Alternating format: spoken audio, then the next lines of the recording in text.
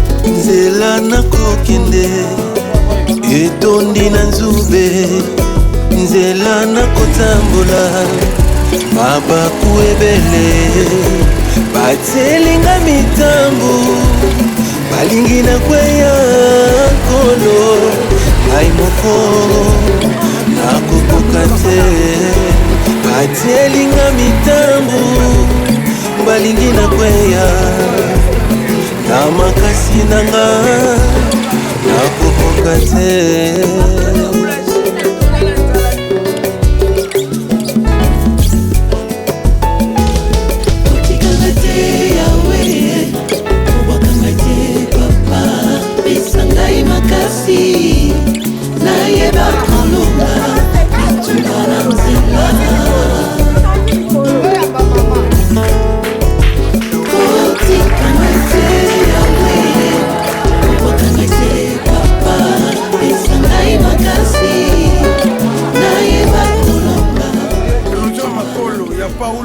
Partout. Yango boyeba ke soki bakonzi baye mingi meme bobona katango na na ba ministre kuna na sena kitsaka bango toujours na lac. Na kitsaka bango mingi na Paulus, na kitsaka bango mingi na Makolo. Mais cette fois ici, mama ndeko na biso, mwana na biso ayoka kikolela na biso. Anobi chef. Nazana mingi te, nazana mbongo te. Mais kasi pona kosunga ba érosion na me mata saki moko moko tomeka kokokisa érosion moko moko esika tokosukela tosuki po koleleleki mingi yango balekaki na commune bayebisi bourgmestre toyebaki lelo bakoya nazaki kotambola nazaki na saki solo kele kuna nde babengene isi baye yango nalingi na présenter bino ye azali mama Mbouyi, mama Nancy, mama Telama mama na yo.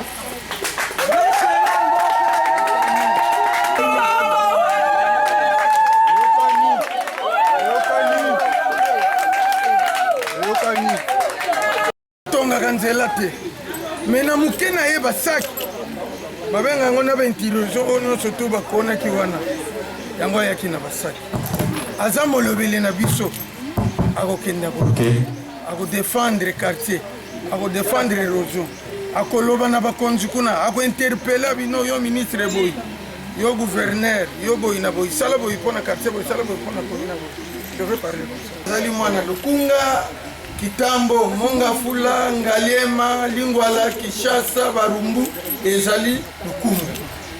Ye avant de na Kitambo. Mais mingi makambo azako sala na Ngaliema, ezambala liboso te. Alegaki na Kandu, na Lubudi, alegaki na Congo, lelo aye na Manenga. Ba evre na ye ezosala mpona kotika basaka. Donc voilà ya moke koloba nazalaki nango mpona présente bino boyoka ye yango wana mpo naza na kosala salon.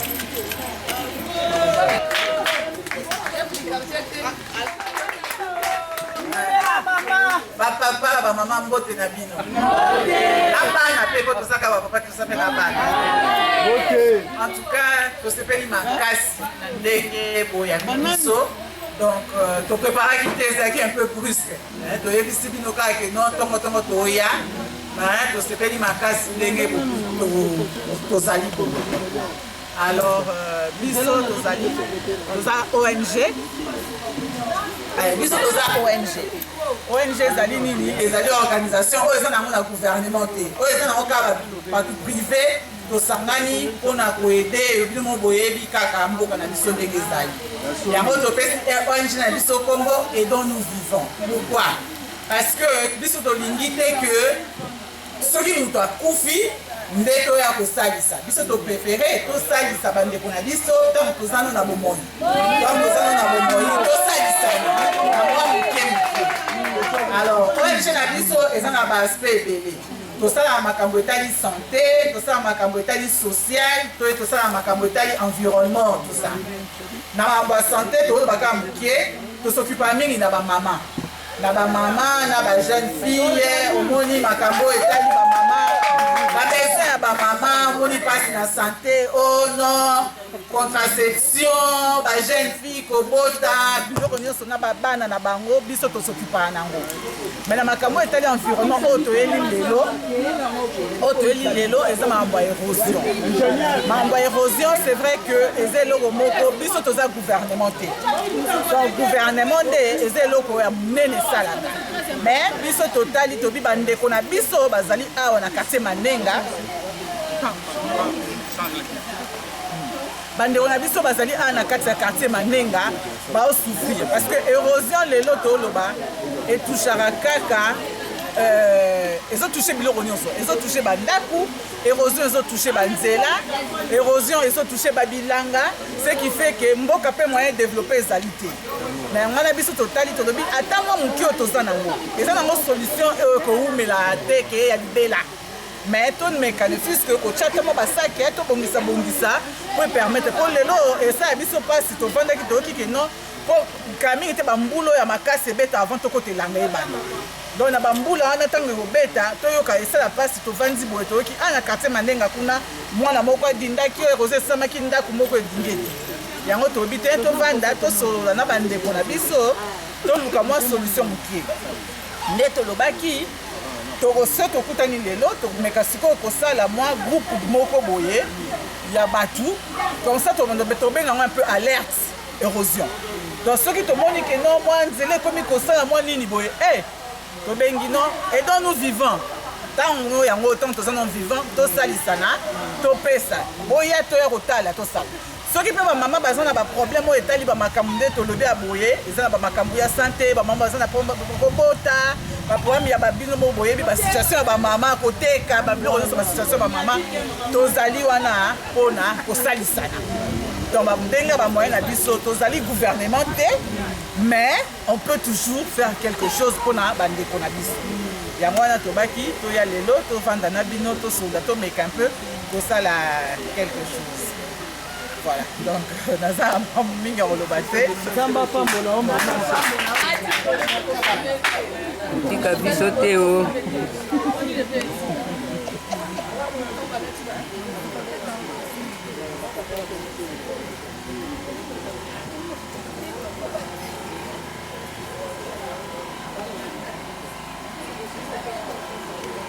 Allô, bandeko, bonjour. Bon, maman Nancy azaye mon côté. Aye une équipe mobile. Eza na ba misusu bauti mboka musika.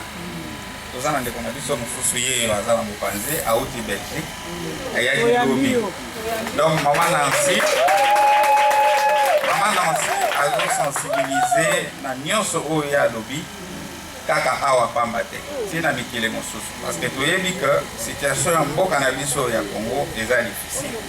Bato topesaka bavoix bayaka na ba t-shirt biso toye na ba t-shirt lelo bayaka na ba cantine malgré mayebi magate bozwa bakantine mais na robinet mai ezalaki nayebi te soki botyaka mopepe to botyaka nini. Donc c'est-à-dire mbala ya nsima bozala mayele biso toza ONG ndenge mama alobi tozodépendre na gouvernement te toza baninga tosangani totali tolobi non à part que le gouvernement ezosala eloko moko te biso mpe tomeka kosala eloko moko mpona koede population na kobakisa te na oyo mama na se alobaki déjà. Donc bamama s'il y a un problème soki boza na problème boza na adresse boza na référence na biso azali bobanga te problème nyonso ezali même soki tokoede na ndenge bino bosengeli te toede tokomeka toujours kosala eloko moko. Donc bodénonce bovanda calme te bobombaka bato te soki eloko eza ya koloba il faut kolobaka yango et dont nous vivons aye pai na bino po tozala voix na bino mpona kotransmettre le message na bino ezala na baautorité ya awa ezala na baautorité ya bamboka mosusu. Comme preuve eza na délégué na biso moko akomaki lobi na butu na 23h alali kutu te maye déjà na activité ya lelo. Donc c'est-à-dire courage bolemba te eloko mosusu na kosenga na bino environnement oyo tovandi esika baérosion ezosalema avant l'état aya biso toza bato ya liboso ya kobatela yango na constate ke ntango tozoya kokita eza na bamai ya nzela ezomonana eza bamai ya badushe oprendre près soin bino moko na quartier na bino na baveni na bino parce que bamai wana ya badushe non seulement eza na bamicrobe eza na bamaladi ebele en plus ya baérosion ekozala na bamaladi ekosenga bino bamai wana ememaka bango soki bozwi bangungi ekopesa malaria ekosenga kokende hôpital c'est-à-dire il faut mbongo bozala prudent et prudente bino moko esika bino bovandi message lisusu ya edo nous vivant ya mwana. Merci beaucoup. Toza pe na bandeko ya ba aveni mosusu bayaki awa est-ce que bakoto mpona mosaki yo aveni Kamundu papa mpe Kamundu mama Hélène aveni Mbinza.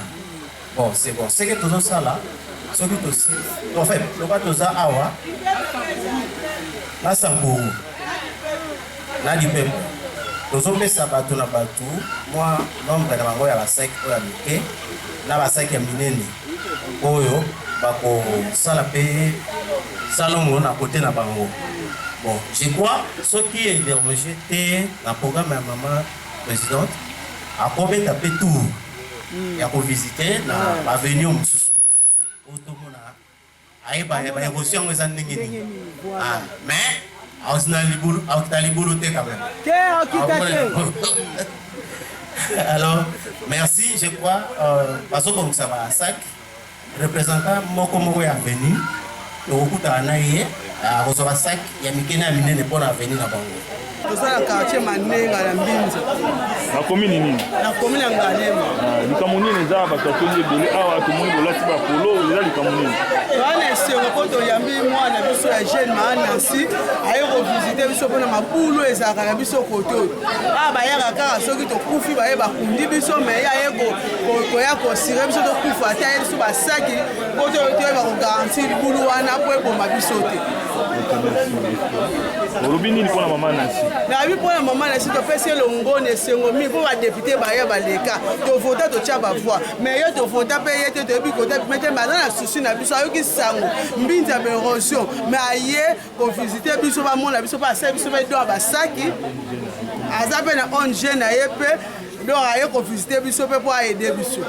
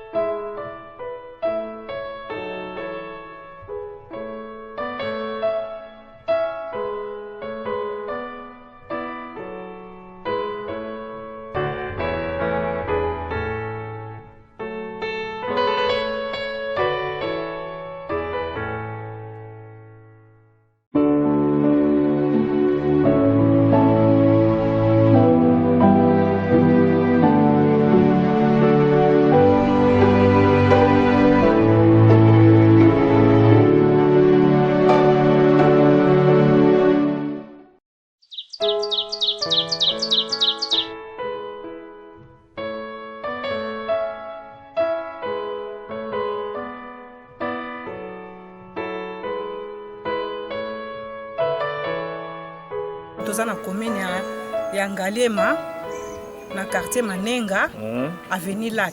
Avenue Lac. OK. Tout monde va te belé awa likambo nini vraiment ezaleka awa. Awa toza na likambo ya érosion. Érosion ezotungisa bato awa makasi. Bato tokufi awa ndenge na ndenge. Bato bibembe ndenge na ndenge awa. Mais soki moto aye kaka avancer pas moko muke kokenda kokende akena ye libela. Osolo ntaba mbula ezo ya minene baka niveau ya mabe basala likolo kuna nde mutu ezoboma biso koto ya mwana lelo to yambi mama Nancy aye pona problème ya lutte contre l'érosion po ezo si sabandako ezoboma tala yo moko penza boye. Bon, le collabo yambi mama Nancy lutte contre l'érosion ayeli bino nini précisément pona ko lutter contre l'érosion oyo pona lelo ayeli biso 500 sacs. Na 500 sacs wana a sensibiliser ba jeunes. Bakata biso moko tozana ba bambu na biso bakata ba placer ba sacs wana na kati balona pe ba bambu. Mama Melody préciser biso bien ba sacs ya nini? Ba sacs ya ciment, ba sacs nini ya loso ya ba sacs vide o ba chaka bazelo. Ba sacs vide o ba chaka bazelo. Bon liloba no za nini pona mama Nancy? Pe pona ONG na ye. Na ONG na ye liloba nanga ezali boye. Lokola bato bayaka mingi basala keloko moko te basimba nzela bakena bango nzamba toucher soka zalaki na wapi après savoir bato kokufa kosila iya ye ko bimalelo nzamba tombola ka musala na ye ekende liboso liloba nanga yango wana asala musalo ekende ti na suka atika mona na kati te pona ONG na ye soki azangi esali ke bakonzi ya likolo pe bazali basunga ye po tomona na muto motema boye na kati ya esikoti basunga ye batombola misala na ye pe ekende liboso po érosion eza monene ye moko akokoka te bazobimisa bango ya kobimisa na se wana donc mai ezowuta kuna moi libulo eza ti kuna libulo ezokoya yango oyo kuna okuna nde ezokoya ye arrage pusana pembeni ko mama pusana pembeni ta a okoya te c'est à hotel okoya te pusana bazo image ya libulo Papa, chef, on joue à ce moment. Tout le monde attend entre nous.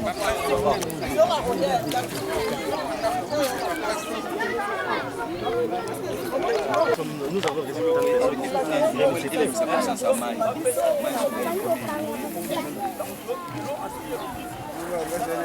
moto ekotuba biso ekonga na panzi tozoluka mpe tozongisela molobi mama ngai aza mama donc nde eza boye toyokaka moni eza lokola mwana leli donc tokoluka moni soki mwana leli toluki papa toluki noke toluki nani tala ndenge ezali ya boye sunga yebisa banoko wana na bapapa wana na bayaya na famille ezalaka monene batika yo te po yo soki yo tokokende lisusu wapi tokende wapi toza place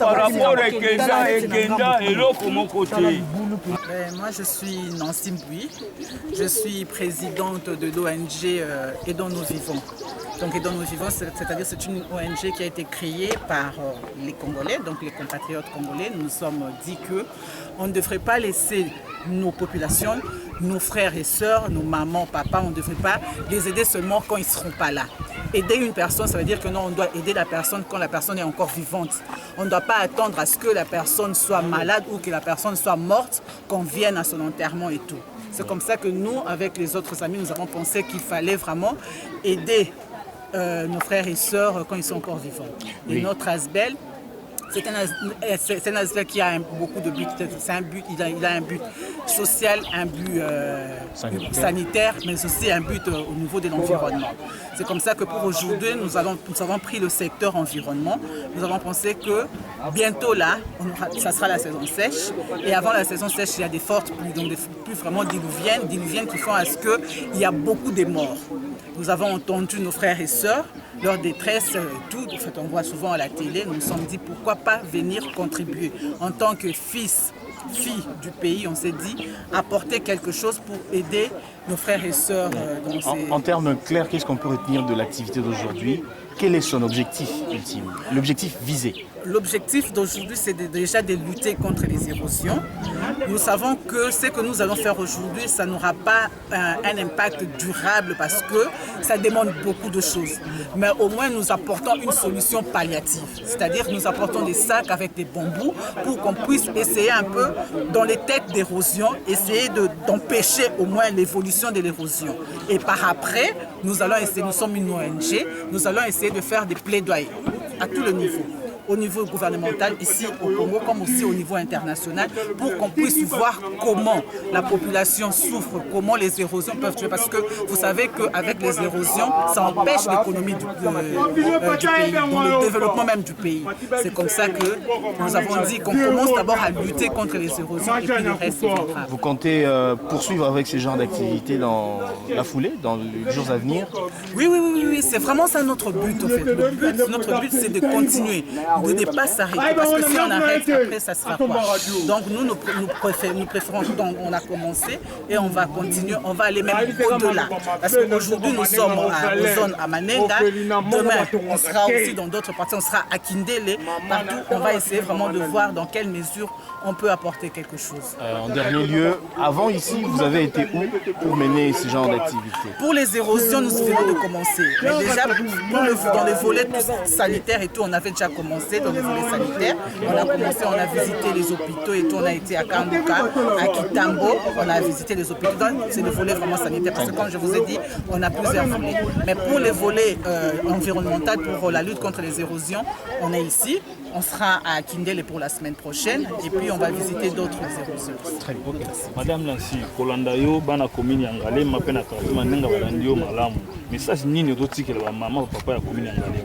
En tout cas, message nazotikela ba papa ba maman, eza ba papa na ngai, ba maman na ngai, ba yaya na ngai, ba leki na ngai, bana na ngai. Toyoki pasi ya population na biso. Biso toyebi tozana ba makoki te.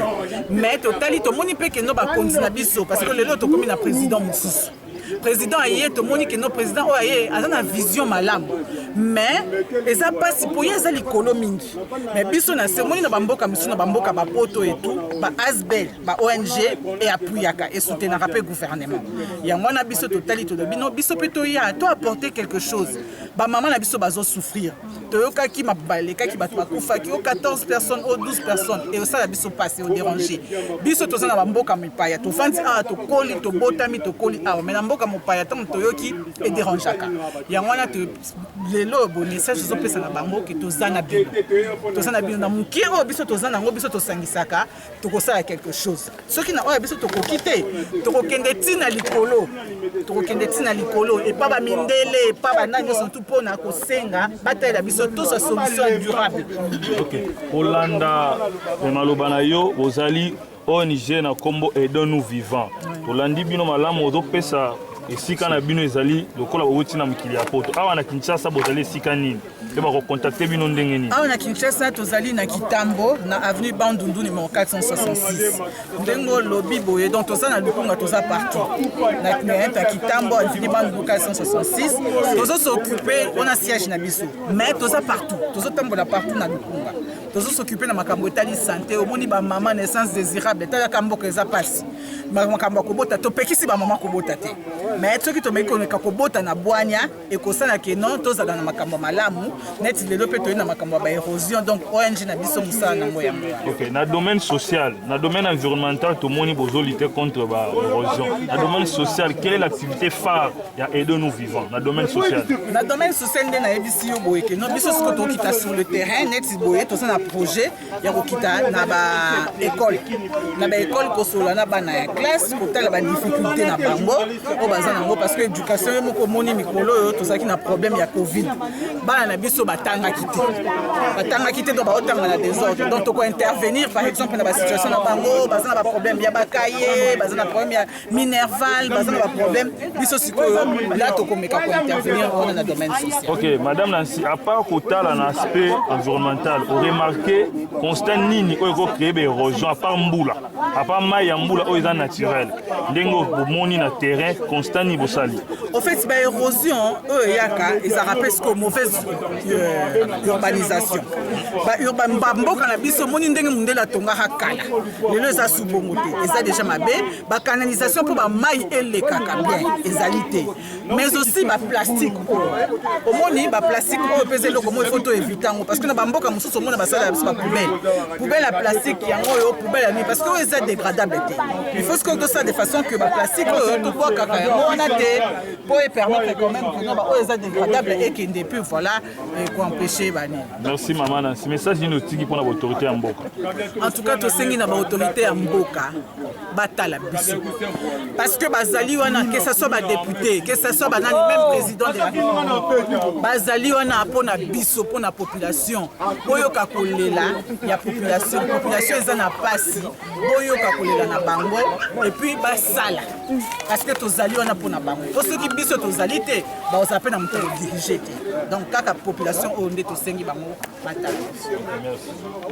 Kianza Franck, je suis membre de l'ONG et dont nous vivons. Et dont nous vivons, comme la présidente venait de le présenter, c'est une ONG qui a été créée par les Congolais, les natifs congolais, mais le départ c'était au niveau international. C'est-à-dire c'est sur le plan Benelux que l'idée de créer cette ONG et dont nous vivons est née. Voilà. Et dont nous vivons est venue à Kinshasa pour essayer d'abord de sensibiliser la population, d'informer la population sur tout ce qui est comme problème social, environnemental et sanitaire. Oui, moi je m'appelle Monsieur Hervé Kaniki. On est là parce qu'on a été sensibilisé par Madame Nancy Mbouyi au niveau de Bruxelles pour créer une structure qui consiste à aider la population dans plusieurs domaines.